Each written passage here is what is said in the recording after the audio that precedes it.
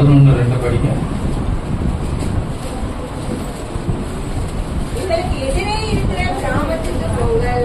அதில் பிரவேசித்த உடனே மனுஷர் ஒருவரும் ஒரு காலம் ஏறிராத ஒரு கழுதை குட்டியை கட்டியிருக்க காண்பீர்கள்.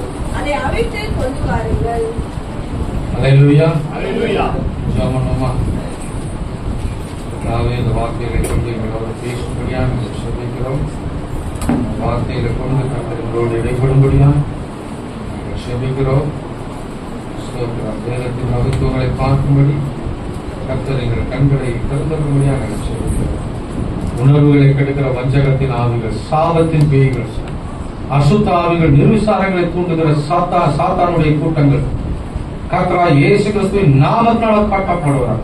அசுத்த ஆவிகள் இயேசு கிறிஸ்துவின் நாமத்தினால் சபை விட்டு எங்களுடைய குடும்பங்களை விட்டு எங்களுடைய ஆவி ஆத்ம சரீரத்தை விட்டு விலகி இயேசுவின் நாமத்தினால் அசுத்த ஆவியாளர் எங்கள் ஆவிகள் நல்ல உணர்வை தான் வேதத்தின் மகத்துவங்களை பார்க்கும்படி கர்த்தர் எங்கள் கண்களை திறந்தது இயேசு கிறிஸ்துவின் நாமத்தில்.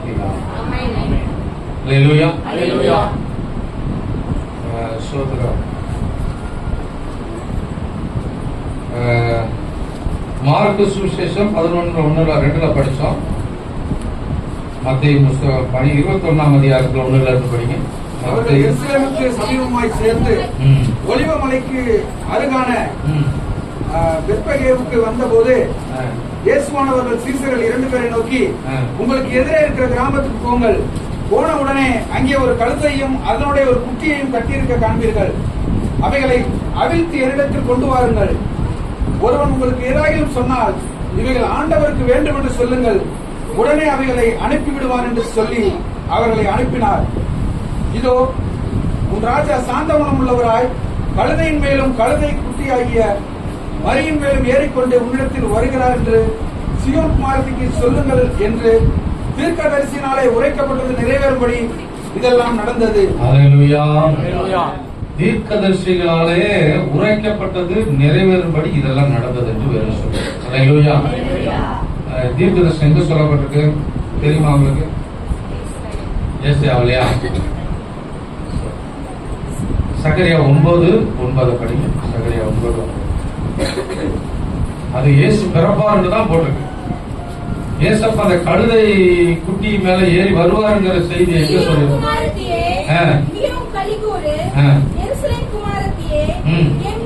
கெம்பீரி அவர் நீதியுள்ளவரும் ரட்சிக்கிறவரும் தாழ்மையுள்ளவரும் கழுதையின் மேலும் கழுதை குட்டியாகிய மரியின் மேலும் ஏறி வந்தவருமாயிருக்கிறார். அல்லேலூயா.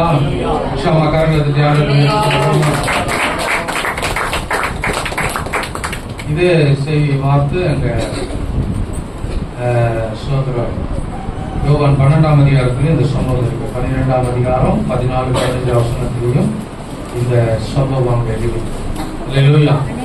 தேவனுடைய நோக்கம் என்ன? ஆண்டவர் கழுதையில பவனி வருகிறார். சடங்குகள் எல்லாம் அங்க என்ன, அதுக்கு அடுத்து நீங்க படிச்சு பாத்தீங்கன்னா அந்த 12ஆம் யோவான் 12ஆம் அதிகாரத்துல 14 வசனத்தை படிங்க.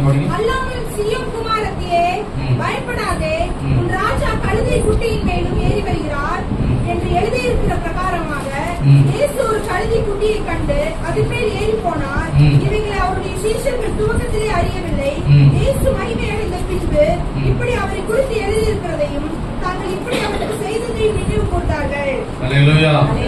நீங்க அடுத்த பகுதி நீங்க மத்தேயு புத்தகத்துல 21ஆம் அதிகாரத்துல பாத்தீங்கன்னா ஜனங்கள் எல்லாம் அவருக்கு ஓசானா அப்படி பாடி ஆண்டவரை ஆராதிச்சுட்டு புத்தகங்களை பிரித்து கொண்டு அவருக்கு 12-13 புத்தகங்களை பிரித்துக் கொண்டு அவருக்கு எதிர்கொண்டு போகும்படி புறப்பட்டு, ஓசனா கர்த்தருடைய நாமத்தினாலே வருகிற இஸ்ரவேலின் ராஜா ஸ்தோத்தரிக்கப்படத்தக்கவர் என்று ஆர்ப்பரித்தார்கள். முக்கியமான விஷயம் என்னன்னா, அவர் ஸ்தோத்தரிக்கப்படத்தக்கவர் என்று சொல்லி அவரை குறித்து ஸ்தோத்திரம் பண்ணி இஸ்ரவேலின் ராஜா ஸ்தோத்திரம் அவரை ஸ்தோத்தரிங்கள் சொல்லி அவரை என்ன செஞ்சாங்களா? ஸ்தோத்திரம் பண்ணி அவரை ஆராதிச்சார்கள். அதான் முக்கியம். நீ சும்மா தெருவுல குறுத்தோலை பிடிச்சிட்டு போறது முக்கியம் இல்ல, கர்த்தரை ஆராதிக்கிறது முக்கியம். அவருடைய இருதயத்தின் ஏக்கம் என்ன அப்படின்னா கர்த்தரை ஆராதிக்கணும். அல்லேலூயா. ஸ்தோத்திரம். கர்த்தர் நம்மளை எதுக்காக அழைச்சாருன்னு நமக்கு யாருக்காவது தெரியுமா? நம்மளை எதுக்காக அழைச்சாரு சொல்லுங்க. ஆராதிக்க விஷயம் தெரியுமா? சொன்ன பிற்பாடு உங்களுக்கு ஒரு குழு கொடுத்த பிற்பாடு ஒரு வார்த்தை வேர்டு வருது. அல்லேலூயா. இஸ்ரவேல் ஜனங்களை ஆண்டவர் வெளியில இருந்து அழைக்கிறது. அவங்க அடிமைத்தனத்துல பயங்கரமான ஒடுக்குதல், பயங்கரமான ஸ்தோத்திரம், கடுமையான வேதனை. சாப்பிட வழி இருக்காது, வேலை செய்யணும், சம்பளம் இல்ல, சாப்பிடுறதுக்கு தான் சாப்பாடு கொடுப்பாங்க. அதுவும் எப்படி கொடுக்குறாங்க தெரியாது. அல்லேலூயா. ஸ்தோத்திரம். திடீர்னு பார்த்தா அவன் பிள்ளை ஒரு நல்ல வயசுக்கு வந்த பிள்ளைய தான் தூக்கிட்டு போவான், கடத்திட்டு போவான். என்ன பண்ணுவான்னு தெரியாது, கேட்க முடியாது. ஏன்னா அவங்க எல்லாம் அடிமை. அப்படிப்பட்ட ஜனங்களை ஆண்டு சொல்றாரு, உனக்கு விடுதலை கொண்டு வரப்பா, நீங்க ஆராதிக்கலாம். படிங்க யாத்திராமம் 3ஆம் அதிகாரம்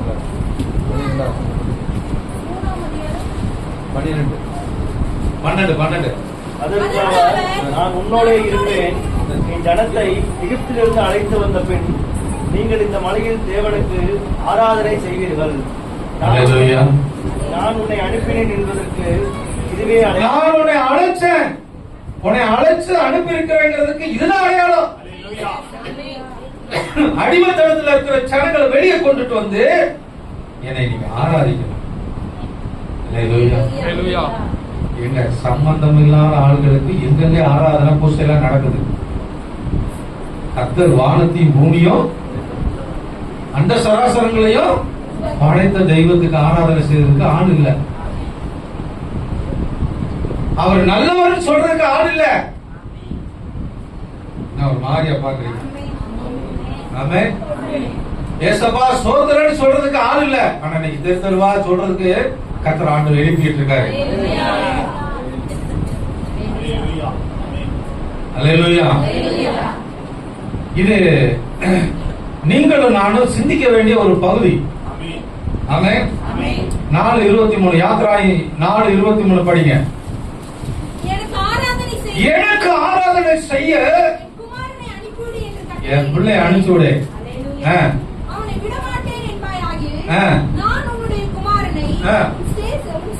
உன் சேஷ்ட புத்திரனையும் சங்கரிப்பு.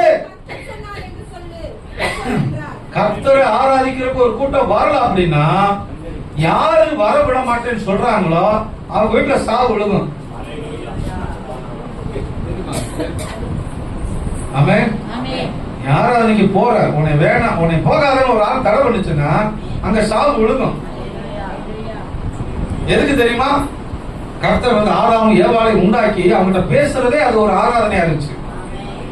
அதான் ஃபர்ஸ்ட் டைம் பிசாசு பார்த்தான், இவங்க போய் ஆண்டவர்கிட்ட பேசுறதா, ஆண்டவரை சந்தோஷப்படுத்துறதா, அல்லேலூயா அப்படின்னு நைஸா அந்த அம்மாவை கற்பனை விட்டு விலக வச்சாங்க. பிசாசு விலக வச்சான், ஆண்டவரும் அவங்களை விட்டு விலகிட்டார். ஆண்டவருக்கு எவ்வளவு பெரிய ஏமாற்றம் தெரியுமா? அல்லேலூயா. ஐயா ஒண்ணுமே பேசாது, நடக்காது, பார்க்காது, அதெல்லாம் பார்த்து இன்னைக்கு ஆராதனை பண்றதுக்கு அது சத்துரு அவன் என்ன பண்றான்? எல்லா ஆட்களையும் திரட்டி அதுக்கு எந்த விதமான சோத்திரம் சத்தியமும் இல்ல, அதுக்கு நிபந்தனை இல்ல, அதுக்கு எந்த விதமான பிரமாணமும் இல்ல. நீ எப்படி வேணாலும் போய்க்க, சாராயத்தை குடிச்சிட்டு ஆடியா ஆடு, எப்படி வேணாலும் நீ வந்து போய்க்க, ஆனா வந்து என்னை விழுந்து கும்பிட்டுக்க வச்சுக்க. நிபந்தனை கிடையாது, நிபந்தனையற்ற ஆராதனை. ஆனா ஆண்டவர்கிட்ட வரும்போது கர்த்தர் யாரு? பரிசுத்தம். அவர் ஆராதிக்கிறதுக்கு கடவுள் என்ன ஒரே ஒரு காரியத்தை செஞ்சிருக்காரு, நிபந்தனை வச்சிருக்காரு. அந்த நிபந்தனையை கை கொண்டு நம்ம ஆராதிக்கிறோம். பாவத்தை விட்டுட்டு வா, அடிமைத்தனத்தை விட்டுட்டு வா, எனக்கு ஆராதனை செய்வியா அப்படின்னு ஆண்டவர் எதிர்பார்ப்பார். அல்லேலூயா.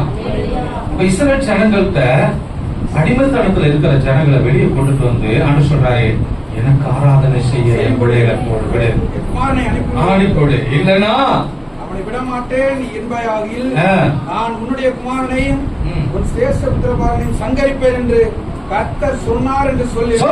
நீ தைரியமா சொல்றா. யார்கிட்ட சொல்லு? பார்வோன் ராஜாட்ட சொல்றாங்க. அல்லேலூயா. அந்த நாட்கள் அவனோட பெரிய ஆள் யாருமே இல்ல. ஆனா அவன்டே அவன் சொல்றான். ஆமென் சொல்லுமா? அல்லேலூயா. ஸ்தோத்திரம். 7:14 யாத்திராகமம் 7:14 எல்லாம் பாருங்களேன். நீங்க எல்லாம் பார்க்கணும். இங்க எல்லாம் இருக்க கூடாது. எகிப்துல செய்யக்கூடாது. நான் உங்களை கொண்டுட்டு போற இடத்துல நீங்க ஆராதனை எனக்கு தொடரணும். ஆமென். உலக மக்களோட நம்ம ஒண்ணு சேர்ந்து செய்யறது கஷ்டம். ஆமென். நம்ம எல்லாம் எப்படி வெளிப்பட்டோம்? சாம்பிராணியை போட்டுக்கிட்டு, மெழுகுவர்த்தியை பிடிச்சிக்கிட்டு, மாலையை போட்டுக்கிட்டு, அப்படி ஒரு ஆராதனை நம்ம செஞ்சுட்டு இருந்தோம். இப்படி போட்டுக்கிட்டு குருத்தோலையை பிடிச்சிக்கிட்டு அனுசரா. அது வேணாப்பா, நீ வெளியே வா. சபை என்றாலே, சபை என்ற அந்த வார்த்தை கிரேக்க பதத்துக்கு ஒரு சரியான வார்த்தை என்னென்றால் வேறு பிரிக்கப்பட்ட மக்கள் என்று அர்த்தம். உலகத்துல இருந்து வேறு பிரிக்கப்பட்ட மக்கள். அதான் ஆண்டவர் சொல்றாரு, நீ வனாந்தரத்துக்கு வா. உன்னை அங்க இருந்து எகிப்துல இல்ல, நீ வெளியே வரணும். அல்லேலூயா. அவனை நோக்கி வனாந்தரத்தில் எனக்கு ஆராதனை செய்ய என் ஜனங்களை அனுப்பிவிட வேண்டும் என்று சொல்லும்படி எபிரேயருடைய தேவனாகிய கர்த்தர் என்னை உம்மிடத்துக்கு அனுப்பியும் இதுவரைக்கும் நீ கேளாமல் போனீர். அல்லேலூயா. முதல்ல ஆண்டவர் ஆபிரகாமை கூப்பிட்டு அவன்கிட்ட நான் தான் கடவுள்னு சொல்ல அவனை புரிய வைக்கிறதுக்கு பல வருஷங்கள் ஆச்சுங்க. அல்லேலூயா. ஆபிரகாம் 270 வயசுல அவர் மரிக்கிறாரு. அந்த 270 வருஷமா எப்படியெல்லாம் அவர் கூட நடந்திருப்பாரு. வேதம் சொல்லுது, ஆபிரகாம் கர்த்தருக்கு சிநேகிதனாயிருந்தான். அல்லேலூயா. ஸ்தோத்திரா. அதுக்கடுத்து நீங்க அதுக்கு முன்னால உள்ள தலைமுறை பார்த்தீங்கன்னா ஏனோக்கோடு கூட தேவன் சஞ்சரித்து கொண்டிருந்தான். 300 வருஷம். எத்தனை வருஷம்? 300 வருஷம் அவனோடு சஞ்சரித்து கொண்டிருந்து குமாரரையும் குமாரத்திகளையும் பெற்றான் போட்டிருக்கேன். அவன் சாமியார அலைஞ்சான்னு போடல, சன்னியாசியா அலைஞ்சுக்கிட்டு கடவுள்கிட்ட சேவரிச்சான் அப்படி போடல. நம்ம நிறைய பேர் என்ன நினைச்சுக்கிறோம்னா சாமியாரெல்லாம் துறவியா இருக்காங்க, அதனால அவங்க எல்லாம் பரிசுத்தமானவங்க. அவங்கிட்ட தான் கடவுள் கூட இருப்பாரு. ஐயா, ஒரு குடும்பத்துல ஒரு மனைவி பிள்ளைகளோட வாழ்ந்துகிட்டு ஏனோக்கு கர்த்தரும் கூடயே இருக்கிறார். கர்த்தர் அவங்க கூட இருக்கிறாரு. இருந்துகிட்டு அவன் குமாரனையும் குமாரத்தையும் பெற்றோர் போட்டிருக்கான். அல்லேலூயா. அவன் அசுத்தவானா இருந்தா அவன் சன்னியாசியா போயிருக்கணும். ஆண்டவர் சொல்லிருப்பாரு, பொண்டாட்டிகள் எல்லாம் வேணாண்டா அப்படின்னு சொல்லியிருப்பாரு. ஆமென். அடுத்து ஈசாக்கோட தேவன் சஞ்சரித்து அவனோட நான் தான் உன் தேவன் அப்படின்னு சொல்லி அவனை புரிய வைக்கிறதுக்கு ரொம்ப காலம் எடுத்துச்சு. அடுத்து யாக்கோபிட்ட நான் தான் உன் கடவுள் அப்படி சொல்லி புரிய வைக்கிறதுக்கு ரொம்ப காலம் எடுத்துச்சு. ஆண்டவருக்கு என்ன தெரியுமா, எதுக்காக ஆண்டவர் அந்த ஒரு ஏக்கத்தை கொண்டு வந்தாரு? அல்லேலூயா. அந்த சோதரா ரோமர் 11:36 படிங்க, கடைசி வசனத்தை படிங்க. சகலமும் அவராலும் அவர் மூலமாயும் அவருக்காகவும் இருக்கிறது. அதனால அந்த வார்த்தை எல்லாருமே சொல்லுங்க. சகலமும் சகலமும் அவராலும் அவர் மூலமாயும் அவருக்கென்றும் அவருக்காகவும் சகலமும் அடுத்து அவராலும் அவர் மூலமா அவருக்காக.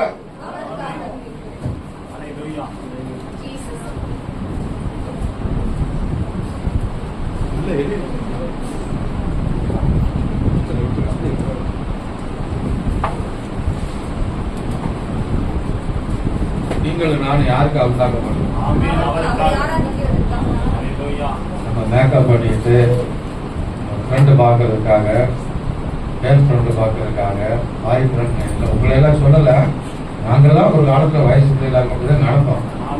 மனம் திரும்ப கொடுப்பாங்க. ஆடாடா கடவுளுக்காக வாழ்ற வாழ்க்கை வேஸ்ட் ஆகிட்டமே. பாத்தீங்களா, குட்டிங்களை வெட்டி இங்கிட்டும் முடியல இங்கிட்டும் முடியல. பஸ்ல ஏறினேன், இங்கிட்டும் முடியல. கரெக்டா இந்த பகுதி முடிப்பே இல்லை, இந்த பகுதியும் இங்கிட்டு இல்ல. கரெக்டா அது இந்த பழைய ஏற்பாட்டுல இந்த ரோம போர் சேவகன் இந்த குப்பி வச்சிருக்கான்.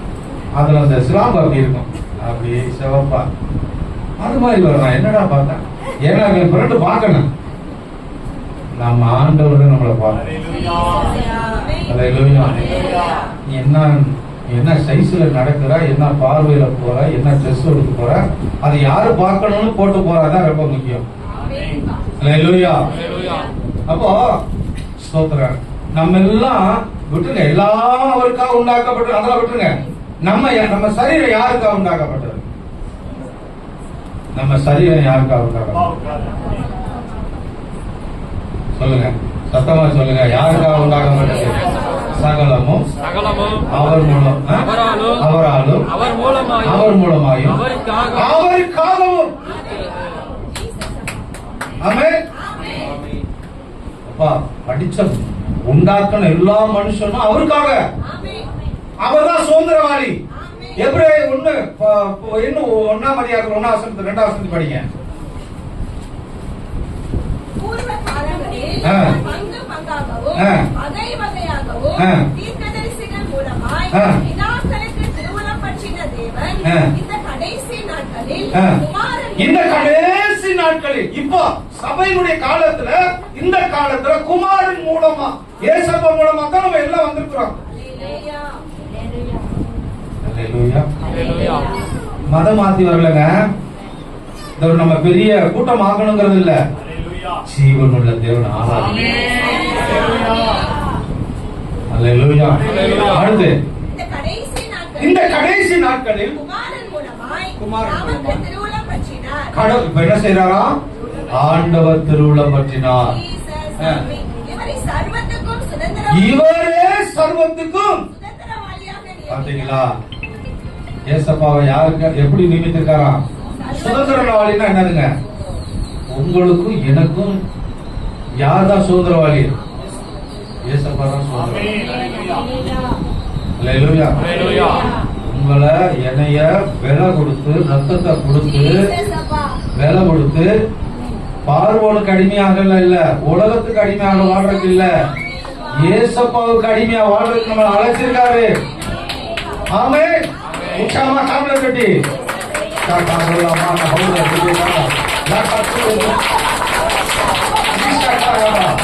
அவரை ஆராதிக்க. பார்த்தாரு. முதல் ஸ்டெப் என்ன தெரியுமா? முதல் ஸ்டெப் ஆதாம் ஏவாளை உண்டாக்கி அவர் எப்படி சந்தோஷம். நீங்களும் நம்மளும் ஒரு குழந்தைய பத்து எடுக்கிறேன்னு வைங்களேன், அதை நம்ம எப்படி கொஞ்சணும், எப்படி வளர்க்கணும் ரொம்ப ஆசைப்பட்டிருப்போம். திடீர்னு சோத்திரம் எங்களுக்கு நம்ம சொந்தக்காரர் வந்து, நான் பல வருஷமா குழந்தை இல்லைங்க, இந்த குழந்தைய கொடுங்க பிடிக்கிட்டு போயிட்டாங்க. எப்படி இருக்கும்? எப்படி இருக்கும்? ரொம்ப துக்கமா. அதே மாதிரிதான் ஏசப்பா ஆடாம அவர் கையினால உருவாக்கி இருக்காருங்க. எதுக்கு தெரியுமா? இணைய மாதிரி இருக்கணும். நம்ம எல்லாம் நினைக்கிறோம் நாங்க கருப்பா இருக்கிறோம். சில பேர் சொல்லுது நான் சிவப்பா இருக்கிறேன். சிவப்பா இருக்கிறது மீத்த வேண்டாம், கருப்பா இருக்கிறன்னு அழுக வேண்டாம். உங்களை எப்படி வைக்கணும் அவருக்கு தெரியும். அது அவருக்கு அழகு. ஆனா நம்ம யாரு பார்க்கணும், யாருக்கு உரியவங்கிறது முதல்ல தெரியும். நம்ம யாருக்கு உரியவங்க? நம்ம யாருக்கு உரியவங்கிறத நம்ம புரிஞ்சுக்கணும். நம்ம சுதந்திர உலகத்தான் அல்ல, நம்ம ஏசப்பா பிள்ளைகள். அல்லேலூயா. அதே கொலோசியர் 1:14 நினைக்கிறேன். படிங்க. கொலோசியர் 1:14.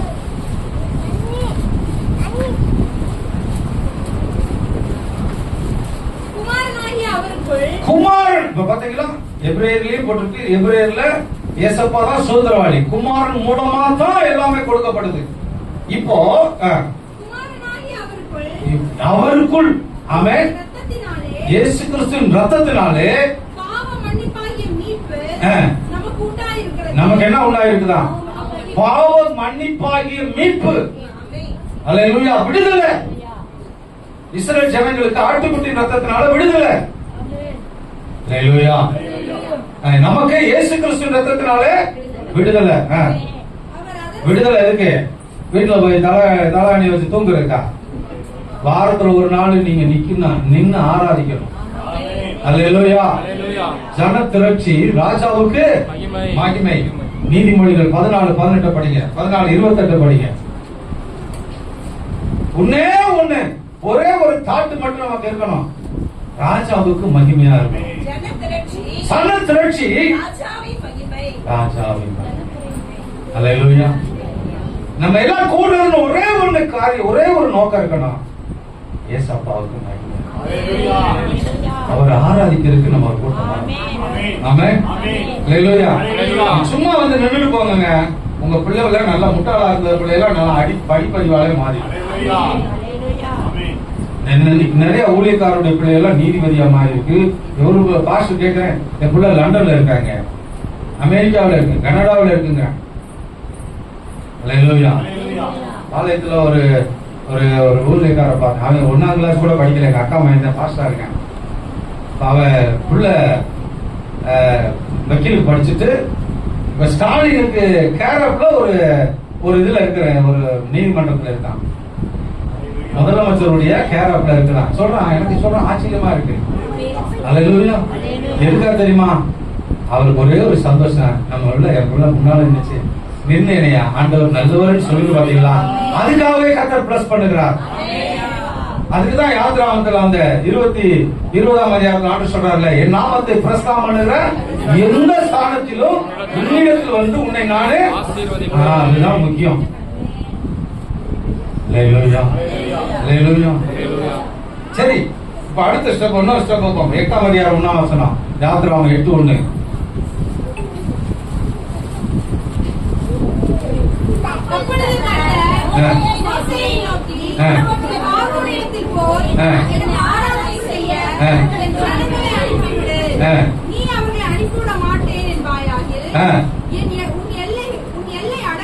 உன் எல்லை அடங்கிலும் கொள்ளை நோயால் பாதிப்பேன். அரசியல்வாதிகள் ஆண்டவருடைய பிள்ளைகள் ஆராதிக்க கூடுறதுக்கு விட மாட்டேங்கிறாங்க. அதனாலதான் போன வருஷம் 2-3 வருஷத்துக்கு முன்னால கொள்ளை நோய் வந்துச்சு. தெரியுமா உங்களுக்கு? அப்புறம் நம்ம தான் அழுது ஜெபம் பண்ண, ஆண்டவரே கொள்ளை நோய் மாற்றுங்க. அப்புறம் நம்ம ஜெபம் பண்ணி நம்மளுக்காகத்தான் கடவுள் கொள்ளை நோய் வர வைக்கிறாரு. நம்மளே விழுந்து ஜெபம் பண்ணானே, ஆண்டவர் என்னடா இந்த பையில இங்கிட்டு விட மாட்டேங்கிறாங்க, அங்கிட்டு விட மாட்டேங்கிறாங்க. ஆண்டவர் என்ன செய்தாரு? சரி, நீங்களே அடிபட்டு கிடங்கடா, ஆராதிங்கடா அப்படின்னு விட்டுட்டாரு. அல்லேலூயா சொல்லுமா? 8:20. ஆத்ராமம்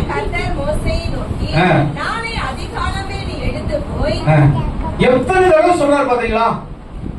இஸ்ரவேல் ஜனங்களை விடுதலை ஆக்கிறதுக்கு முன்னால எத்தனை தடவை பார்வோன்ட்ட போய் சொல்லு, என்னை ஆராதிக்க எனக்கு ஜனங்கள் வேணும், என்னை ஆராதிக்க ஜனங்கள் வேணும், என்னை ஆராதிக்க ஜனங்கள் வேணும், போய் சொல்லு, போய் சொல்லு, போய் சொல்லு. இதை செய்யலன்னா அதை விட மாட்டேன், அப்படி விடலன்னா நான் இதை செய்வேன், அதை செய்வேன். அப்ப ஆண்டவருடைய இருதயத்துல எவ்வளவு ஏக்கம் இருக்கு. சொல்லுமா? இருக்கீங்களா? அடுத்து படிக்க நோக்கி புறப்பட்டு வரும்போது அவனுக்கு முன்பாக நின்று எனக்கு ஆராதனை செய்யும்படி என் ஜனங்களை போக விடு, ஜனங்களை போக விடாயாகி, போக விடலனா நான் உண்மையிலும் ஊழியக்காரன் மேலும் உன் ஜனங்கள் மேலும் வீடுகள் மேலும் பலவித வண்டுகளை அனுப்புவேன். அல்லேலூயா. அல்லேலூயா. அடுத்த வாரம் பாத்தீங்களா? ஆமென். ஆமென். ஸ்தோத்திரம். கர்த்தரை ஆராதிக்கிறதுக்கு பாருங்க, இந்த காரியத்தை நம்ம ஆராதிக்க போகலனாலும் சரி, ஆராதிக்க போறவங்கள தடை பண்ணனாலும் சரி, இவனுக்கு என்ன வருதோ இதுதான். பைபிள்ல என்ன எழுதிருக்காங்க நேரா ஆப்போசிட்ல நமக்கு வந்துடும். அதான் சொல்றாரு, இந்த சிறியாரில் ஒருவனை என்னை தேடி வருவன, இந்த சிறியாரில் ஒருவனுக்கு ஒருத்தன் இடர்கள் உண்டாக்கினால் அவன் கழுத்துல ஏந்திர கல்ல கட்டி ஆழ சமுத்திரத்துல, ஏன்னா அவருக்கு அவர் ஆராதிக்கிறது ரொம்ப முக்கியம், அவர் சமூகத்துல நிக்கிறது ரொம்ப முக்கியம்.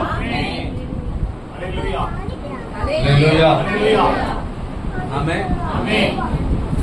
9ஆம் அதிகாரத்துல 1ஆம் வசனம். பின்பு கர்த்தர் மோசேயை நோக்கி, நீ பார்வோனிடத்தில் போய் எனக்கு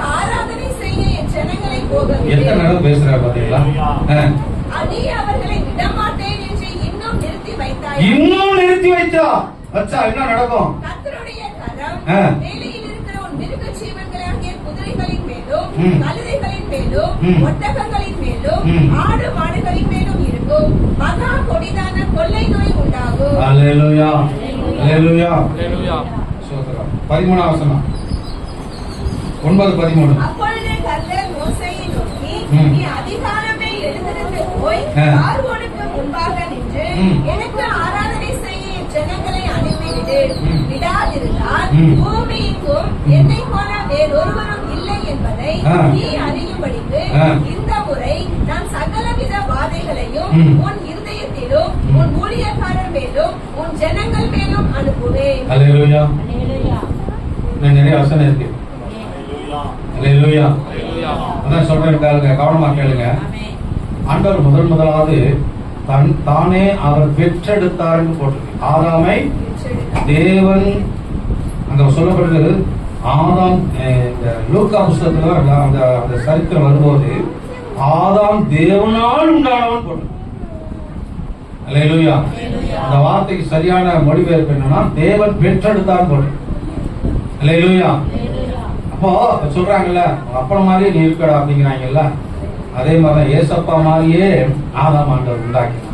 கையினால அவனுக்கு மூக்கு வச்சு, கண்ணு வச்சு, காது கொடுத்து, வாயை வச்சு, பல்லு வச்சு, நாக்க வச்சு ஆண்டவர் என்ன செஞ்சாரு? உண்டாக்கிட்டு. ரெண்டாவது சொல்றது வேதம் சொல்லுது, தேவன் தன் நாசின் சுவாசத்தை அவன் நாசில ஊதினார். அப்புறம்தான் அவன் மனுஷனா மாறி. அப்ப அவர் வயிற்றுல இருந்துதான் அவர் வெளிப்பட்டிருக்கிறான். அல்லேலூயா. அப்போ அவனை உண்டாக்கின நோக்கம் என்னன்னா அவன் கூட அவன் ஆண்டவர் பேசணும்.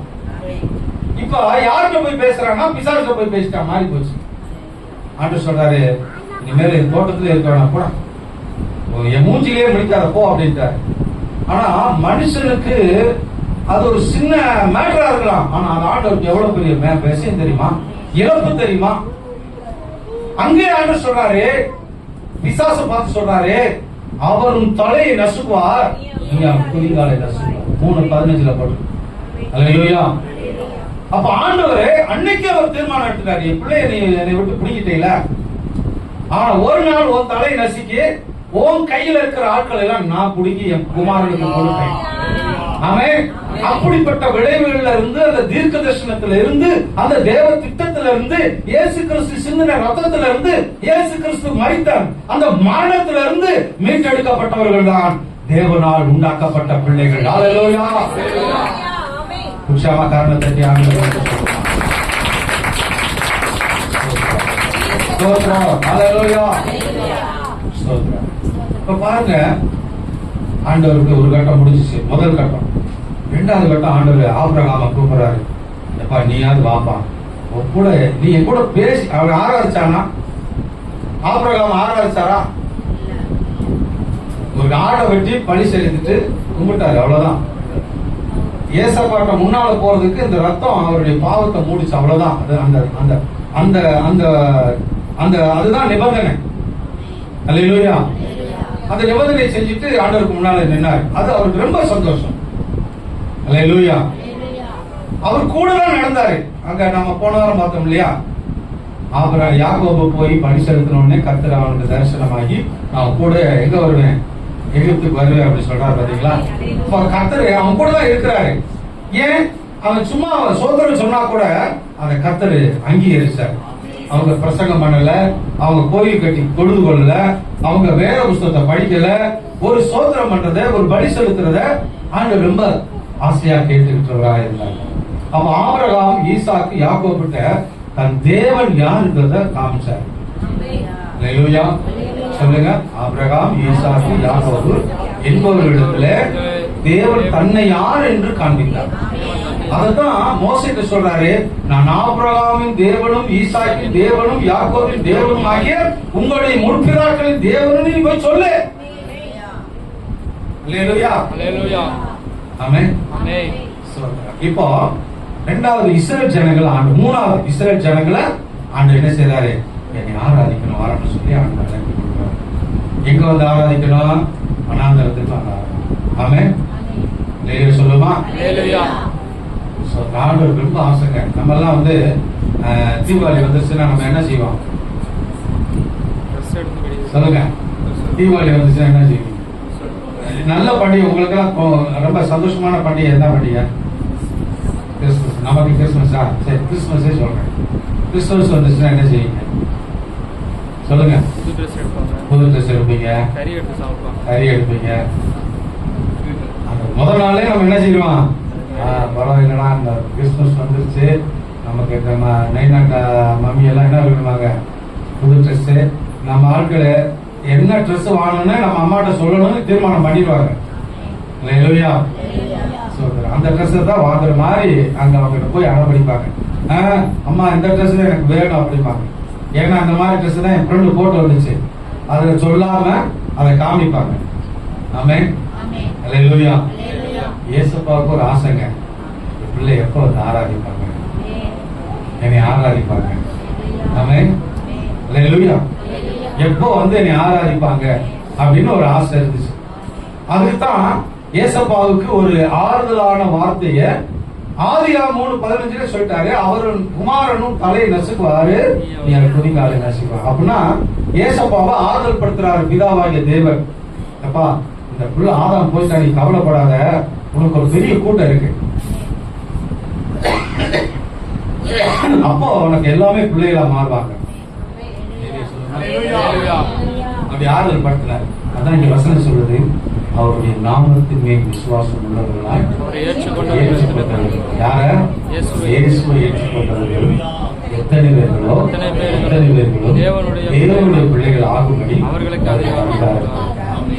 அவர்கள் ரத்தத்தினாலாவது நீங்க எல்லாம் யாரு? ரத்தத்தினாலாவது மாம்ச சித்தத்தினாலாவது புருஷனுடைய சித்தத்தினாலாவது. தெளிவா இருக்கீங்களா? தெளிவா இருக்கீங்களா?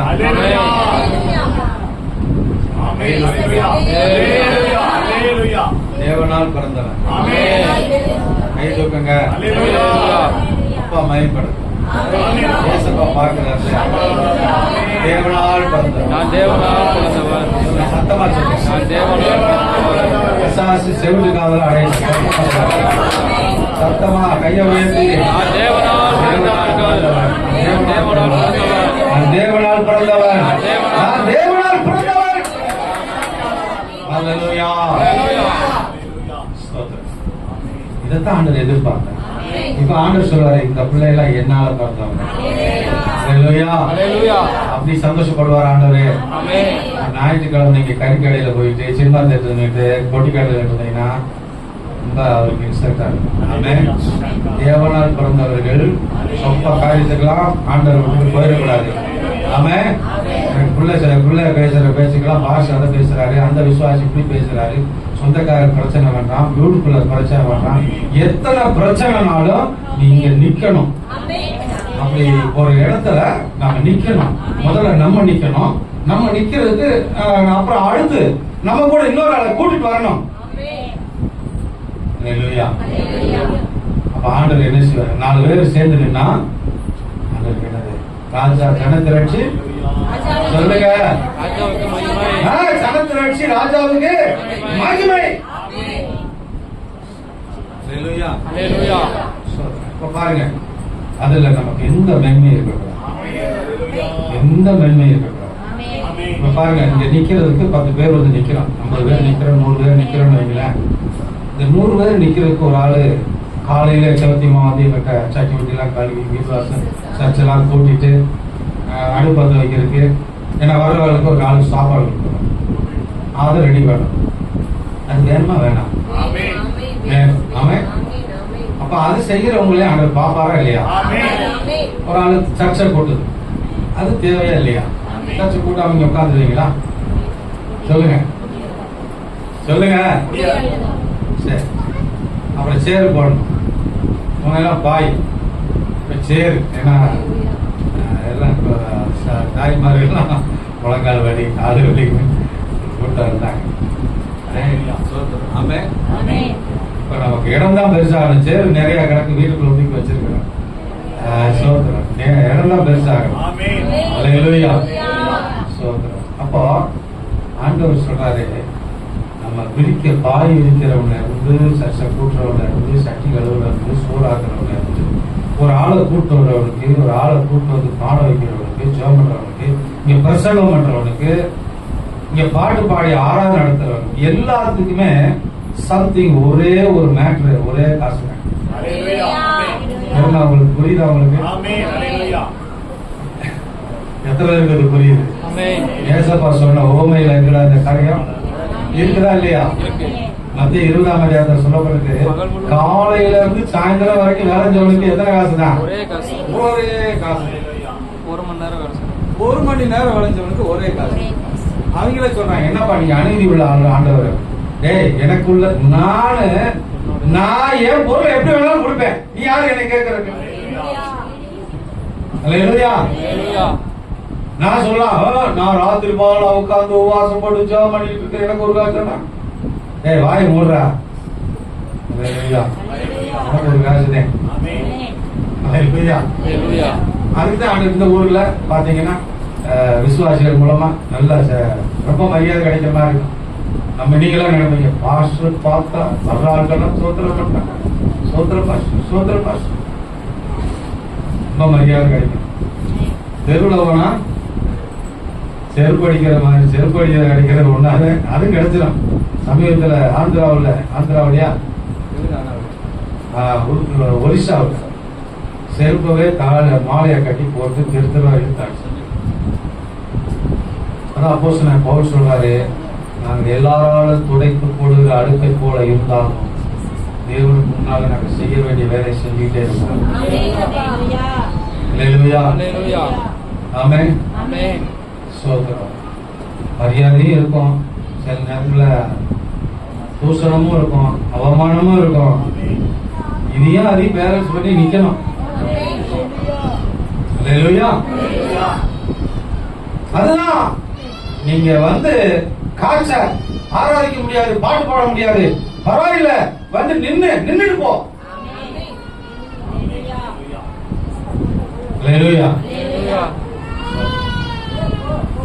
அன்னைக்கு ஒரு தனி பிளஸிங் உனக்கு வரும். ஆமென். ஸ்தோத்திரம்.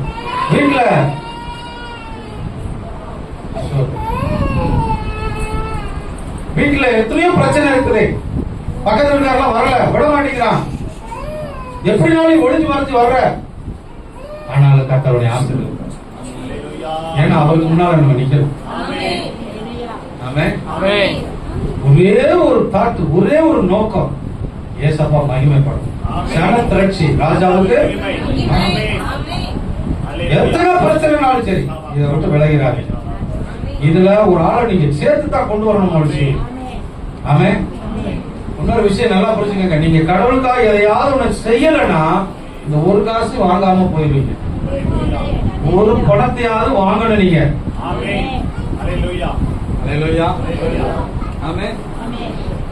ஒரு ஆளையாவது புடிச்சு வரணும். சிராஜின்னு ஒரு ஆளையாவது லட்சியங்களை நடத்தி கொண்டு வரணும். ஆமென். ஆனா சிராஜ் இப்ப 4வது முறை பயில் படிச்சுட்டு இருக்காரு. 2 வருஷம் தான் ஆகுது. நம்ம ஆட்கள் 8 வருஷம் ஆனாலும் 2 தடவை படிச்சாலும் இருக்குது. 8 வருஷம் ஆகி 1 தடவை படிச்சாலும் இருக்குது. நம்ம சிராஜ் 2 வருஷம் தான் ஆகுது. சோதரா 4 தடவை படிச்சிருக்காரு. ஒரு கை தட்டு இருக்கணும். அதனாலதான் வீட்டுல பயங்கரமான எதிர்ப்பு தெரியுமா அவங்களுக்கு? வீட்டுல மெண்டலுங்கிறாங்க அவங்க அப்பா அம்மா எல்லாத்தையும். பைத்தியம் பிடிச்சிருச்சு போல இருக்கு, எனக்கு கிறுக்கு பிடிச்சிருச்சு. வீட்டுல போன வாரம் 1 வாரமா இந்த வீட்டுக்காரமா சாப்பாடு கொடுக்கல. அந்த போனீங்கன்னா இதோட ஓடி போயிருக்கீங்க, வராதுன்னு. அதுக்கடையில போய் சில காரியங்களை பேசி அவருக்கு சில ஆலோசனை எல்லாம் சொல்லி தைரியப்படுத்தி வாங்க கர்த்தர் பாத்துக்கிறாருன்னு சொல்லி வர வச்சு இன்னைக்கு நின்றுருக்காரு. ஆனா இன்னைக்கு நின்னது இல்ல, வீட்டுல ஏதோ ஒரு காரியம் நடக்கும். இவர் வேலை செய்யற இடத்துல நடந்திருக்காது. ஆராதனை போடாம அந்த ஆளு அந்த வீட்டுல சாவை விழுந்திருக்கு. நம்ம வாசித்த வசனம் வாழ்க்கையில நிறைவேறி இருக்கு. அதனால ரொம்ப ரொம்ப ரொம்ப ரொம்ப ரொம்ப ரொம்ப ரொம்ப முக்கியமானது, வாரத்துல ஒரு நாளாவது அன்று சமூகத்தில் நிக்கணும். ஆமென். அதுக்கு தான் கர்த்தர் நம்மளை அழைச்சிருக்கார். அதுக்கு தான் நமக்கு பேர் வச்சிருக்கார். தேவனுடைய பிள்ளைங்கிற பேர் நமக்கு வச்சதனுடைய நோக்கம் என்ன? எனக்கு முன்னால நிக்கணும். 6 நாள் நீ வேலை செய், வேலையை பாரு. அல்லேலூயா. என்னன்னா வேலை செய்யணுமா செஞ்சுட்டு வா. எனக்கு ஒரு நாள் என் பிள்ளைங்கிற உலகத்துக்கு தெரியணும், அசுத்த ஆவிக்கு தெரியணும், நான் சிந்தின ரத்தத்தினுடைய பிரதிபலன் இந்த உலகத்துக்கு தெரியணும். அல்லேலூயா, அல்லேலூயா. சுருக்கமா செய்தி முடிச்சிடுறேன். செய்திக்கு டயத்துக்கு மேல ஆயிடுச்சு. ஸ்தோத்திரம். அல்லேலூயா. வருஷ கட்டம் ஆதாம குழந்தையா பெற்றெடுத்தார். ஆராதிக்கிறதுக்கு, அவனோட சந்தோஷப்படுறதுக்கு, அவனோட நேரத்தை செலவழிக்கிறதுக்கு. வேதம் சொல்றது பகலில் குளிர்ச்சியான வேளையில ஆதாமோட தேவன் சஞ்சரித்து கொண்டிருந்தாங்க. அல்லேலூயா. ஸ்தோத்திரம். அதுல ஒரு திட்டம் வச்சிருந்தாரு, அது ஃபெயிலியர் ஆயிடுச்சு.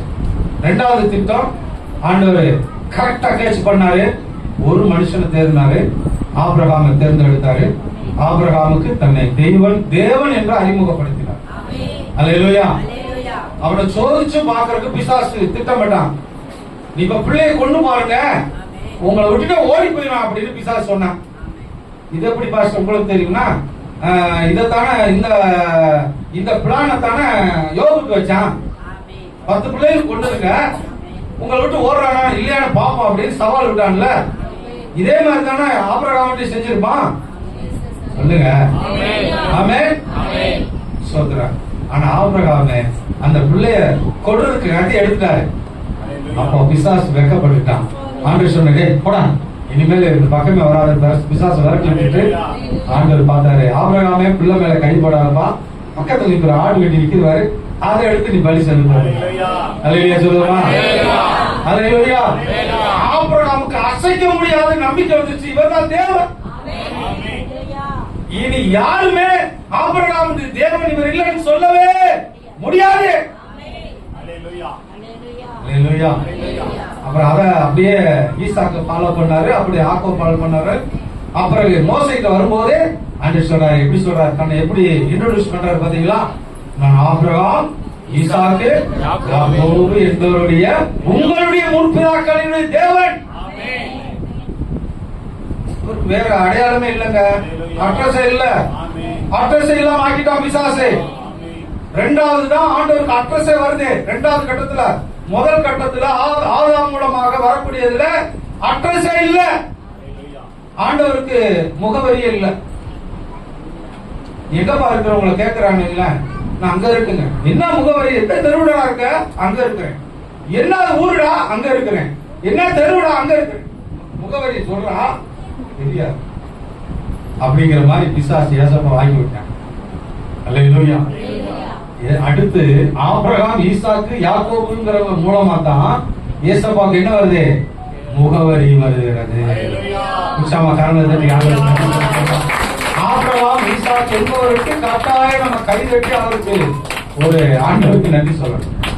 இப்ப ஆண்டவருக்கு ஒரு பெரிய ஸ்ட்ராங் சொல்றான், மனசுல ஒரு பெரிய என்ன வந்துருச்சு? சந்தோஷம் வந்துருச்சு. அல்லேலூயா. சரி, இவங்க பிள்ளைகளை எப்படியாவது நம்மளை ஆராதிக்க கொண்டு வந்துருவான் அப்படின்னு சொல்லி ஆண்டவர் கொண்டு வரதுக்கு திட்டம் பண்ணாரு. இவங்களை ஆண்டவர் வீட்டுக்குனே பஞ்சத்தை அனுப்பி, நீங்க அங்க போகடா, போய் செட்டில் ஆகடா ஆண்டவரே இந்த காரியத்தெல்லாம் செஞ்சுட்டு அப்படி அவங்களை அங்க அனுப்பி, அங்க இருந்து வந்தாதான் அவங்க திருந்துவாங்க. தெரியும், இங்க எல்லாம் அவங்களை திருத்த முடியாது. ஏன்னா கானான் தேசத்துல நல்ல சாப்பாடுலாம் இருக்கு. இவங்களை செம்ம சாப்பாடு சாப்பிட்டு தூங்கிட்டே இருப்பாங்க. இவங்களை எழுப்ப முடியாது, ஆராதிங்கடான்னு சொல்ல முடியாது. என்ன கற்பனையில சொன்னாலும் அதெல்லாம் தொடச்சு கீழே போட்டுட்டு அவனுங்கெல்லாம் அந்த காணாடி மாதிரில ஆயிடுவாங்க. அடுத்த ஆண்டவர் ஒரு பிளான் வச்சாரு, போய் மாட்டுங்கடான்னு சொல்லி பார்வோன்ட்ட கொண்டு விட்டுட்டு, ஆண்டவர் பார்வோன்ல இருந்து விடுதலையாக்குற மாதிரி விடுதலையாக்கி கொண்டுட்டு வந்து சொன்னாரு, எப்பா ஆராதனை செய்கிறாங்க. அல்லேலூயா. அதுக்கு பதிலா என்ன பண்ணாங்க நம்ம ஆட்கள்? மோசே போய் 40 நாள் கூட ஆளுங்க. கை தட்டுங்க. கிறிஸ்தவங்கிறான், பைபிள் வேகன் பண்ண நாள் படிக்கிறான், அவர் வாயில இருந்து வருது பாருங்க. 40 நாள் கூட ஆளுங்க நம்ம ஆளை கொண்டுட்டு வந்து. ஆனா அந்த 2வது மாசம் நீங்க படிச்சு பாத்தீங்கன்னா, யாத்திராமங்களை நீங்க படிச்சு பாத்தீங்கன்னா, சீனாய் மலைக்கு வரும்போது 2வது மாசம், 2வது மாசத்துல மலையில ஏறாரு. மலை ஏறி 40 நாள் கூட ஆகல. மலையில ஏறும்போது கர்த்தர் நேருக்கு நேரம் தரிசனம் ஆகுறாரு. அவருடைய பிரசன்னத்தை பார்த்து அழுகுறாங்க. மோசே நீங்க என்கிட்ட வர, ஆண்டவர் என்கிட்ட பேசுறா நாங்க செத்துருவோம், நீங்க மட்டும் பேசுங்க. ஆண்டவர் முகமுகமா பாக்குற மோசே மட்டும் என்கிட்ட பேசினா போதும், கர்த்தருடைய மகிமை அந்த அக்கினி மயமா இறங்கி இருக்கிறத கண்கூடா பாக்குறாங்க. 40 ஆண்டவர் அதுக்கு அடுத்து மோசே அங்கதான் போயிருக்காரு, அங்கதான் கற்பனை வாங்கிட்டு இருக்கிறாரு, இன்னும் வரல. 40 நாள் கூட ஆகல. ஆறு சொல்றாங்க, மோசைக்கு என்ன ஆச்சோ தெரியல, எங்களுக்கு தெய்வத்தை உண்டாக்குங்கிறாங்க.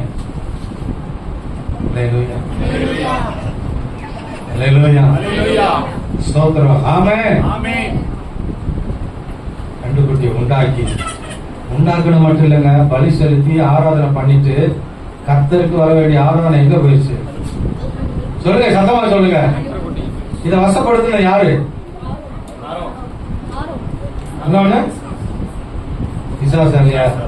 இல்லையா?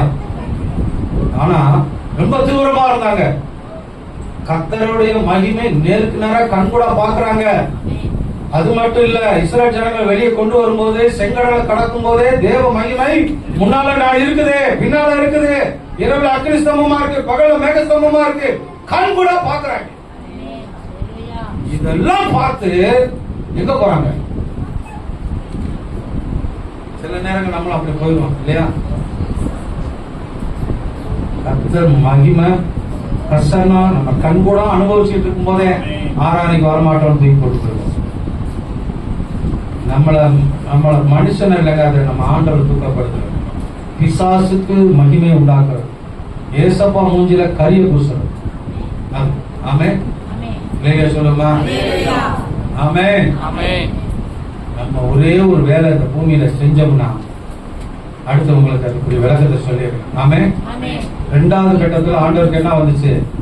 முகவரி வந்துச்சு. 3வது கட்டத்துல இவங்க என் ஜனங்கள், ஆண்டவர் சொல்றாரு, இவ்வளவு தப்பு பண்ணிட்டு கூட ஆண்டவர் மோசேட்ட சொல்றாரு, இந்த ஜனங்களை கொண்டுருவேன், பெரிய ஜாதியாக்குறேன், வேணாம், அணங்கா கழுத்துள்ளவர். ஜனங்கள் என்ன சொல்றாரு? இப்படியே மாட்டாங்கப்பா, வேணாம், அந்த ஜனங்கள் வேணாம், ஒரு தடவை தீட்டு போட்டுட்டாங்கன்னா அப்படி எனக்கு வேணாம். சொல்லுங்க. ஆமென். இந்த ஜனங்கள் தீட்டு போட்டுட்டாங்க, கன்று குட்டியை ஆராய்ச்சாங்க. இன்னும் பாய் பேசாதுங்க. மோசே வந்தாரு, அந்த கன்று குட்டியை ஆராய்ச்சி அதே தண்ணியில போட்டு குடிக்கடா குடிக்கடா, தங்க புஷ்பம்டா குடிக்கடான்ற, குடிக்க வச்சுட்டேன். உங்க தெய்வம் உள்ள போட்டும். அல்லேலூயா. உங்க தெய்வம் முடிக்கிட்ட, நீயே உன் தெய்வத்தை முடிக்கிட்ட. என்ன பண்ண சொன்னியா? ஒண்ணுமே பண்ணல. அல்லேலூயா. ஆனா நம்ம ஆண்டவர் ஜீவனோட கல்யாணம் முடிச்சு ஒரு குடும்பமா கணவன் மணியா வாழ்றாங்கன்னு வைக்கிறேன். உங்களுக்கு தப்பா நினைக்காதீங்க, நம்ம புரிய வைக்கிறதுக்கு அப்படி சொன்னாதான் புரியும். 2வது ஆண்டவருக்கு டெய்லி மனசு ரொம்ப கஷ்டமா போச்சு. அவருக்கு யாருக்கு? ஏசப்பாவுக்கு. எல்லாம் இங்கே இருக்கீங்களா? சாப்பாடுக்கு பயப்படாம இருங்க கொஞ்சம். ஆமென். அல்லேலூயா. இன்னைக்கு ஒரு ஆளு காசு கொடுத்தாங்க, ஒரு 9 கிலோ கறி, 1 கிலோ கறி, 1 கிலோ நாங்கள் எடுத்து வச்சுட்டு அவரு 8 கிலோ கறியை போட்டு சிக்கனை போட்டு அதுக்கு மேல நாங்க கையில கொஞ்சம் காசை போட்டு குழம்பு வச்சுட்டோம், சிக்கன் வச்சு குழம்பு வச்சுட்டோம், எல்லாருமே சாப்பிட்டு போனோம். ஆமென். அல்லேலூயா. இங்கேதான் இருக்க அந்த ஆளு சொல்ல வேணாட்டாங்க, அதனால சொல்லல. அல்லேலூயா. அடுத்த வாரம் 3 நாள் உபவாசம். 3 நாள் உபவாசம் முடிச்சுட்டு தண்ணி சோறு இல்லைன்னா தயிர் சோறு. யாரா சொன்னது? தயிர் சோறு சொல்லிட்டாரு. அதுதான் நினைச்சு அவரே சொல்லிட்டாரு. அல்லேலூயா. அதுதான் அன்னைக்கு பிரியாணி கிடையாது, சிக்கன் கிடையாது. அதனால இன்னைக்கே பிரியாணியை சாப்பிடுறோம், சிக்கனை சாப்பிடுறோம். அல்லேலூயா. சரி, 2வது கட்டத்துல ஆண்டவருக்கு என்ன கிடைச்சிருக்குது? முகவரி கிடைச்சிருக்கு. 3வது கட்டத்துல ஆண்டவருக்கு ஜனம் அப்படின்னு சொன்னார். பாருங்க, மோசேட்ட சொல்றாரு, நீ எனக்கு சொந்த ஜனம்ப்பா அப்படிங்கிறாரு. அல்லேலூயா. பிசாசு பார்த்தா உனக்கு சொந்த ஜனமா? இப்ப நான் கூப்பிட்டு எப்படி உனக்கு தீட்டா உள்ளவன ஆக்குறேன், இப்ப எனக்கு உள்ளவனா மாத்தட்டா, மாத்தி காமிக்கட்டா? எப்ப நீ உங்களை முகமுகமா பார்த்த பிற்பாடு நான் அவனை ஏன் ஜனமா மாத்தி காமிக்கிறேன் அப்படின்னு சவால் விட்டுருப்பான் பிசாசு. அல்லேலூயா.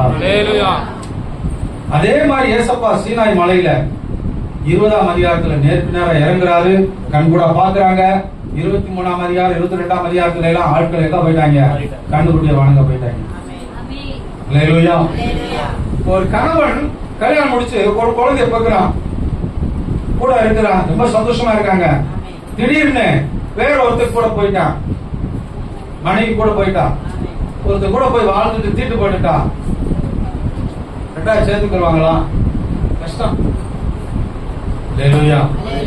ஆனா ஆண்டவரு சேர்த்துக்கிட்டார், இஸ்ரவேல் ஜனங்களை சேர்த்துக்கிட்டார். அல்லேலூயா. ஆனா ஆண்டவருக்கு முதல்ல இருந்த இன்ட்ரெஸ்ட் போயிடுச்சு, அத கொஞ்சம் கரப்பட்டு போயிடுச்சுல, பிசாசு கரப்படுத்திட்டான். நம்ம ரட்சிக்கப்பட்ட பிள்ளைகளா இருக்கிற நம்மளையும் பிசாசு சில நேரங்களை கரப்படுத்து. அல்லேலூயா. தொட்டனான்னு சொல்லி ஒருத்தர் பெரிய ஒரு கர்நாடகாவுல பெரிய மந்திரவாதி ரட்சிக்கப்பட்டு பயங்கரமா சாட்சி சொன்னாரு. 83, 93, 90 எல்லாம் 85, 82 ரட்சிக்கப்பட்ட காலத்துல அவர் சாட்சி தான் பெரிய பிரபலமா இருந்துச்சு. அவர் மறுபடியும் போய் சாப்பிடறதுக்கே வழி இல்லாம போய் மறுபடியும் மையெடுத்து வேலை செய்யலாம்னு சொல்லி அவர் மையெடுத்து போட்டாருன்னா கரெக்டா இருக்குமா? 22 குட்டி பிசாசு கையில இருக்குமா? எத்தனை பெரிய ஆளா இருந்தாலும் அவரை வசப்படுத்திடுவாங்க. அவரு எவ்வளவு பெரிய ஆளா இருந்தாலும். தொட்டனா, அவருக்கு பேரு தொட்டனா. தொட்டனா பெரிய அண்ணா, அவருக்கு பேரு வேற பேரு. அவருக்கு இந்த மந்திரம் செஞ்சனாலே பேரு தொட்டனான்னு பெரிய பேரு வச்சுட்டாங்க. அல்லேலூயா. மறுபடியும் அவர் பின்வாங்கி போய் உலகத்துல பிசாசுக்கு இடம் கொடுத்து கரைப்பட்டு அங்க மை வைக்க போய் ஒரு ஆளுக்கு ரெடி பண்ணிட்டு கையில மை வைக்கிறாரா, அந்த மைக்குள்ள சிலுவை தெரியுதான். மகனை என்னை காட்டி கொடுக்க எங்கடா வந்திருக்கிறேன்னு கேட்டாராம். சில இடங்கள்ல நம்மளும் ஆர்டர் கரப்பட்ட பொறுப்பாடு கூட ஆர்டர் ஏத்துக்கிறார். அல்லேலூயா. ரெண்டாவது கட்டங்க, மூணாவது கட்டங்க, இஸ்ரவேல் ஜனங்களுக்கு கரப்பட்டுட்டாங்க. அடுத்து இஸ்ரவேல் ஜனங்களை வெளியே கொண்டுட்டு வந்து பாலைவனத்துல ஆசரிப்பு கூடாரத்தை கட்டுறாங்க. ஆமென். எல்லாம் இங்கே இருக்கீங்களா? மாரியா பேசாம கவனமா இருங்க. அல்லேலூயா.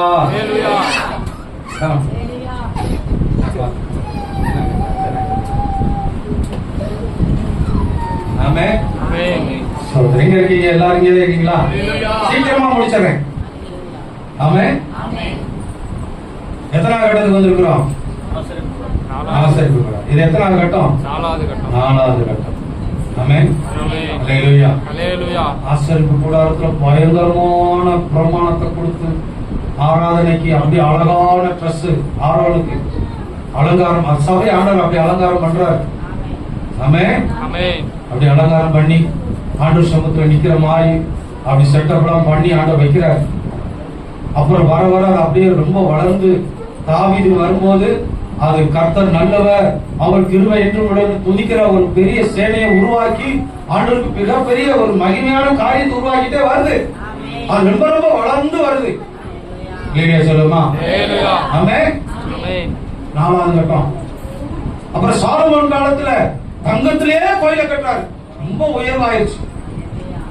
என்னைக்கு அந்த தங்கத்திலேயே உயர்வான இடத்துக்கு தேவனுடைய மகிமை போச்சோ அந்த இடத்துல பயங்கரமான மகிமை இறங்குச்சு, கடவுளுடைய மகிமை உலகத்துக்கு வெளிப்பட்டுச்சு. அதுல இருந்து நீங்க அடுத்து பாத்தீங்கன்னா ரொம்ப ரொம்ப ரொம்ப ரொம்ப ரொம்ப கீழே போயிடுச்சு. கடைசியில் ஆசரிப்பு கூடாரமும் இல்ல, தேவாலயமும் இல்ல, ஒண்ணுமே இல்ல. முடிய போற நேரம், சகரியா வர்ற காலம், புதிய ஏற்பாடு வர்றதுக்கு 400 வருஷத்துக்கு முன்னால இருந்த காலம். சபையே இல்ல, தேவாலயம் இல்ல, ஆசரிப்பு கூடாரம் இல்ல. அப்பதான் ஏசப்பாக்கு துக்கமா இருக்கும்ல. இங்கே இருக்கீங்களா? ஏசப்பாவுடைய மனச சொல்றேன். அல்லேலூயா.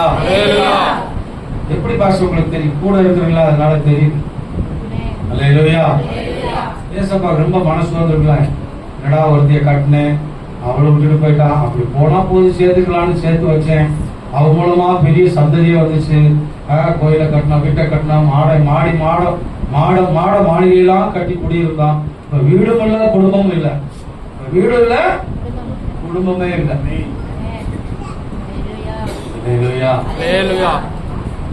உற்சாகமா இல்லையா? சொல்லுவோமா? அவருக்கு எப்படி இருக்கும்? வீடு இல்ல, குடும்பமும் இல்லை, முகவரியே இல்லை. இப்பதான் ஒரு ஆண்டவருக்கு சந்தோஷமான ஒரு தீர்க்க தரிசனம் வருது. அதான் சகரியா 9:9 படிங்க. இப்ப ஆண்டவரை சந்தோஷப்படுத்துற மாதிரி ஒரு தீர்க்க தரிசனம் வருது பாத்தீங்களா? சகரியா 9:9 சீயோன் குமாரத்தியே. இப்ப ஆண்டவர் சந்தோஷமா இருக்கிறதுக்கு சீயோன் குமாரத்தியை சொல்லி அவரை சந்தோஷப்படுத்துறாங்க. தீர்க்க தரிசனம். தீர்க்க தரிசனம் சொல்றது யாரு? பரிசுத்த ஆவியானவர். தீர்க்க தரிசனம் சொல்றது யாரு? பரிசுத்த ஆவியானவர். ஏன் சொல்றாரு? ஏசப்பா துக்கமா இருக்கார். இப்ப அவருக்கு மனைவி பிள்ளைகளும் இல்ல, வீடு இல்ல. இப்ப ஏசப்பாவுக்கு ஆறுதலான வார்த்தை பரிசுத்த ஆவியானவர் சொல்றாரு. ஏன்னா பரிசுத்த ஆவியானவர் யார் தெரியுமா? அவர் தேற்றவாளர். உங்களை இன்னைக்கு என்னைய தேற்றதுக்கு அவர் வந்திருக்காரு. ஆனா அன்னைக்கு ஏசப்பாவை தேற்றுகிறவராய் கூட இருந்தார். சொல்றாரு, சீயோன் குமாரத்தியே நீர் மிகவும் களிக்கூறு, கம்பீரி. ராஜா வர்றாருங்க. அவர் நீதி உள்ளவர், ரட்சிக்கிறவர்.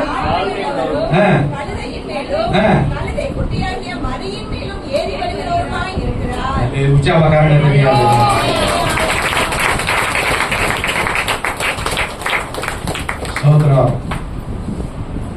அதே மாதிரி இந்த தீர்க்கதரிசனம் நிறைவேறும் போது ஏசப்பா கழுதை மேல வர்றாரு. அவர் பிறந்த பிற்பாடு அவர் அப்படியே கழுதை மேல வர்றாரு. ஆமென் சொல்லுவோமா? ஏன் கழுதை மேல வந்தாரு? ஏன்னா ஏசப்பா போய் கழுதை மேலையா வரணும்? ஆமென். வேற குதிரையோட இல்லையா? சோதரன் நீங்க சொல்லுங்க, என் குதிரை இல்லையா? கழுதை மேலையா வரணும்? நம்மளாம் யாரு? அற்பமான ஆட்களுங்க. ஏன் அவர் கலெக்டர் மேல வரலாம்ல? ஏசப்பா பிரதமர் மேல வரலாம்ல? முதலமைச்சர் மேல ஏறி வரலாம்ல? சொல்லுங்க. பிரதமர், சிஎம், பிரைம் மினிஸ்டர் வரலாம்ல? ஏறி வரலாம்ல? ஏன் வரல? ஐஸ்வர்யவான் தேவனுடைய ராஜ்யத்தில் பிரவேசிப்பதை பார்க்கிறோம். முத்துக்கடை ஜெபம் பண்ணும், ஜெபத்திலே பண்ணணும். ஒட்டகமானது ஊசி காதுல நுழைவது எவ்வளவு எளிதோ அதை பார்க்கணும். ஐஸ்வர்யவான் தேவனுடைய ராஜ்யத்துல வர்றது கஷ்டம். ஆமென். அப்போ சோத்ரம் அல்லேலூயா. அப்போ அற்பமான எண்ணப்படுகிறவர்கள் நம்ம ஈஸியா வந்துடுறோம். நம்மள ஈஸியா வந்ததுனாலதான் பிசாசு என்ன செய்யறான்? ஈஸியா நம்மள மடக்கடிச்சு பிசாசு அவனுடைய ராஜ்யத்துக்கு, அவனை தொழுது கொள்றதுக்கு, மனுஷனை பிரியப்படுத்துறதுக்கு, மனுஷனை சந்தோஷப்படுத்துறதுக்கு போயிடும். கொண்டு போறதுக்கு அவன் ஈஸியா நம்மளை கொண்டு போயிடான். உனக்கு பாருப்பா, அவனை எவனுமே மதிக்க மாட்டேங்கிறான். இங்கெல்லாம் உனக்கு மதிக்கிறதுக்கு ஆளு இல்ல. வா ஊர்ல, நம்ம ஊருக்குள்ள நம்ம சொந்த வந்தானா அவனை மதிக்கும். நம்ம உனக்கு கை தட்டி அவனை தப்படிச்சு கொட்டடிச்சு அவனை சிங்காரம் பண்ணி கூட்டு போகும். நம்ம ஆட்கள் வா அப்படி. நம்ம போன உடனே வச்சு சாராயம் குடிப்போமா? ஒரு பாட்டில் 2 பேர் குடிப்போமா? நமக்கு அவனுக்கு ரொம்ப சந்தோஷமா இருக்கு. ஆமென். ஆனா அது எங்க போய் முடியும்? ஆனா ஆண்டவர் முகத்துல நிறைய பூசு. ஆமென். பழைய வாழ்க்கை உலகத்தை பார்த்தே போகக்கூடாது. இங்க நிக்கணும். கர்த்தருடைய வருகை வரைக்கும் நிக்கணும். உங்க முடிஞ்சவங்களோட சேர்த்து 10 பேர் 15 பேர் 20 பேர் கூட்டிட்டு வந்து நிக்கணும். அல்லேலூயா. எத்தனாவது கட்டம்? சரி, இப்ப ஆண்டவர் குதிரை மேல ஏறி வர்றாருல, கழுதை மேல, அது எதுக்கு அடையாளமா இருக்கு? நம்மள கட்டப்பட்டிருக்க வசனம் சொல்றது, கட்டி இருக்கிற கழுதையே அவிழ்த்துக்கலாம். அவிழ்க்கிறதுக்கு ஒரு ஆளு தேவை. கட்டப்பட்டிருக்கிற கழுதையை அவிழ்க்கிறதுக்கு ஒரு ஆளு தேவை. ஆமென். அப்ப சுவிசேஷம் அறிவிக்கிறவன், ரட்சிப்புல நடத்துறவன் தான் கட்ட அழுகிறான். ஆமென். எதுக்கு? அந்த கழுதை கூட்டிட்டு வாப்பா, எனக்கு வேணுங்கிறார். கூட்டு வந்து சபையில நிப்பாட்டிட்டா அவர் ஏறி பவானி போவார். இவன் போய் என்ன செய்வான்? இயேசு நல்லவர் சொல்றான். உண்மையான கழுதை யாருங்க சொல்லுங்க? இன்னைக்கு நான் குருத்தோலை நாயர் யாரு? தெருவா நீங்க போய் சொன்னீங்கன்னா உண்மையான கழுதை யாரு? நம்மதான். இதை விட மேலானது எது? அல்லேலூயா. இதை விட்டு போட்டு நம்ம ஆட்கள் அவங்க இஸ்ரேல் ஜனங்க எடுத்தாங்க பாருங்க குருத்தோலை, அதை பிடிச்சிட்டு ஏசன்னா ஓசன்னான்னு இயேசு யாருன்னு போய் சொல்றா தெரியாதவனுக்கு அவன் தலையில அவன் இருதயத்துல ஏசப்பாவை பவனி போக வை. வசனம் சொல்லுது, அவர் கழுதை மேல ஏறி எருசலேமை சுத்தி பவனி வந்தாராம். பரிசேயர் சதுசேயர் சொல்றாங்க, ஏய் ஏசப்பா சின்ன பிள்ளைகளாம் உங்களை பார்த்து ஆர்ப்பரிக்குது, நீங்க இதுக்கு ஆர்ப்பரிக்கிறது துதிக்கிறதெல்லாம் கடவுளுக்குரியது, உங்களுக்குரியது இல்ல அப்படின்னு சொல்லி ஏசப்பாட்ட முறுமுறுக்காங்க. ஏசப்பா சொன்னாரு, ஒரே ஒரு வார்த்தை சொன்ன. என்ன வார்த்தை சொன்ன சொல்லுங்க. நீ சும்மா இருந்தா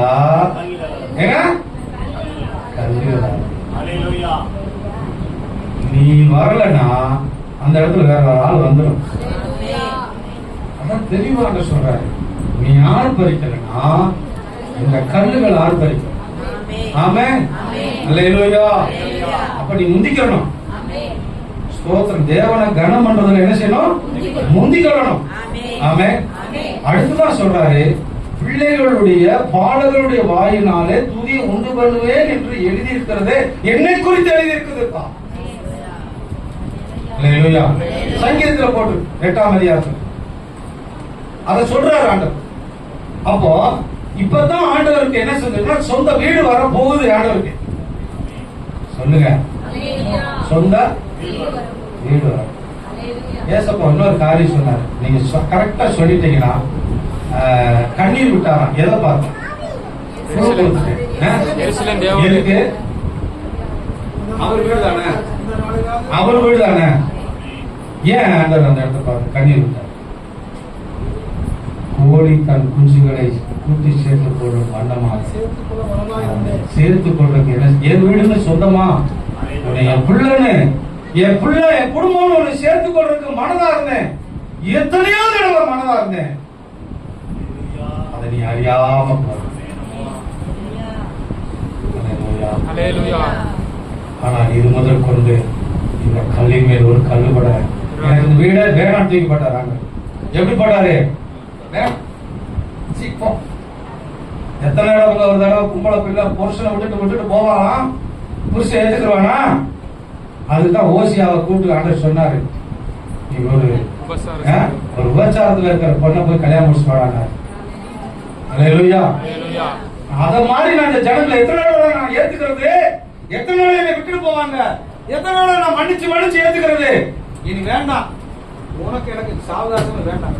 போ, ஒரு கல்லோட இருக்க கூடாது, இடிச்சு போட வேண்டாம். புரியுதுங்களா?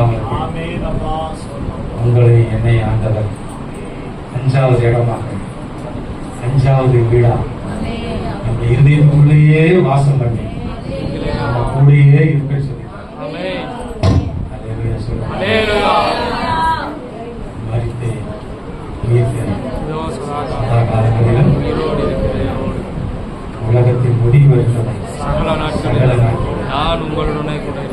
2 பேரு 3 பேரு எங்க போடுறீங்களோ அங்கே அவர்களுடைய சொல்றாரு, இதாப்பா என் வீடு, இதாண்டா என் முகவரி, இதாண்டா பிள்ளைங்க, இதாண்டா குடும்பம், இதான் என் வீடு.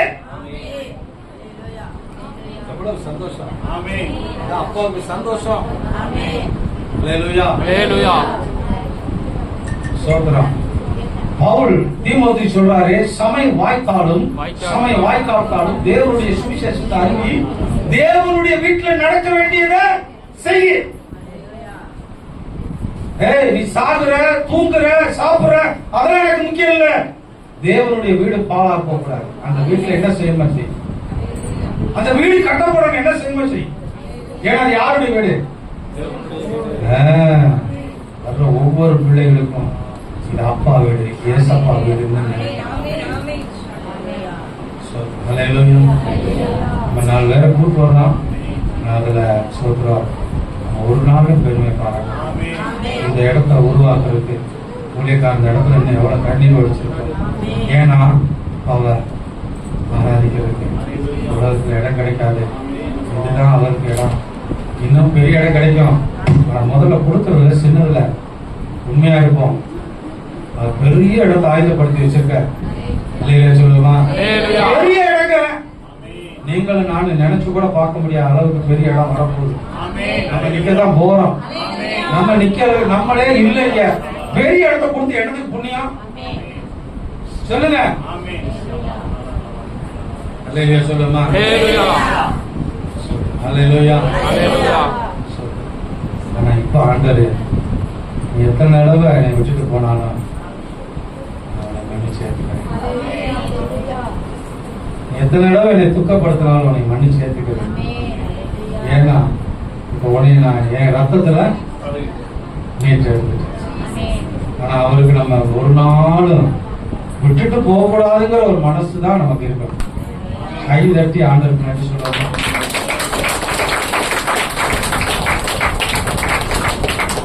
ஒரு நாள் எல்லாரும் இங்க பாருங்க, ஆண்டவர்கிட்ட ஒரு புஸ்தகம் இருக்கு.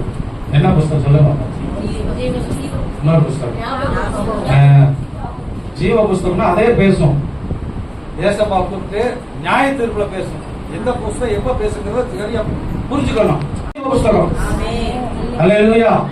டிவில பாப்பாங்க மைக்கு ஆம்பி பேர் வச்சு ஸ்பீக்கர் வச்சு மைக் வச்சு பேசினா உங்களை எல்லாத்துக்கும் கேட்குதுல, அது மாதிரி ஜீவ புஸ்தகம் எல்லாரும் கேட்கிற மாதிரி பேசும். அதான் ஜீவ புஸ்தகம்.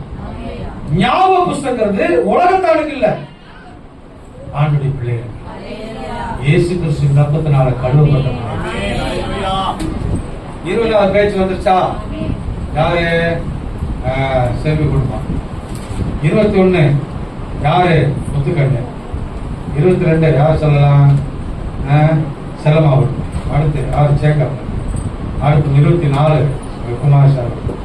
அடுத்து யாரு? சங்கர் குடும்பம். அடுத்து ராவண குடும்பம். இதுல நீ எத்தனை நாள் ஜெபம் பண்ணிருக்கிற? எத்தனை நாள் நீ ஆராதனையில அட்டென்ஸ் பண்ணிருக்கிற? எத்தனை ஆளை கூட்டு வந்திருக்கிற? எத்தனை ஆளை கூட்டு வந்து கர்த்தரை ஆராதிக்க வச்சிருக்கிற? அப்படிங்கிற லிஸ்ட் எல்லாம் தெரியும். இது பரலோகம். ஆமென். இத டெஸ்ட் பண்றதுல உங்களுடைய அட்டெண்டன்ஸ் எப்படி இருக்கணும்? அட்டெண்டன்ஸ் எப்படி இருக்கணும்? எவ்வளவு இருக்கணும்? சார் ஒரு புள்ள ஒரு வருகை சான்றிதழ் நல்ல சான்றிதழ் கொடுக்கறதுக்கு எத்தனை நாள் அட்டெண்டன்ஸ் இருக்கணும்? வருகை சான்றிதழ் எத்தனை எவ்வளவு நாள் இருக்கணும் சார்? 75. என்ன சார்? 65%. நாள் எத்தனை நாள்? 75 நாளுங்களா? 75%. எத்தனை நாள் இருக்கணும்? 160 நாள் இருக்கணும். 365 நாளுங்க ஒரு வருஷத்துக்கு. அதுல லீவு இதெல்லாம் போயிடும். காலாண்டு தேர்வு, அந்த தேர்வு, இந்த தேர்வு எல்லாம் போயிடும். லீவ் எல்லாம் போயிடும். 165 இருந்து அதான் நம்மளும் 165 நாள் வர வேண்டியதுக்கு 30 நாள் தான் வந்திருக்கு. ஆண்டவர் பாக்குறாரு. ஆண்டவர் எப்படி இருக்கு என்ன பாப்பாரு சொல்லுங்க. இது எங்க போய் நடக்கும்னா பரலோகத்துல. ஆமென். இங்க எல்லாம் ஆண்டவர் எதுவுமே டச் பண்ண மாட்டார். இப்ப எத்தனை இடத்துல வந்திருக்கிறோம்? எத்தனை இடத்துல வந்திருக்கிறோம்? 5வது இடத்துல. ஒன்னு அந்த 5வது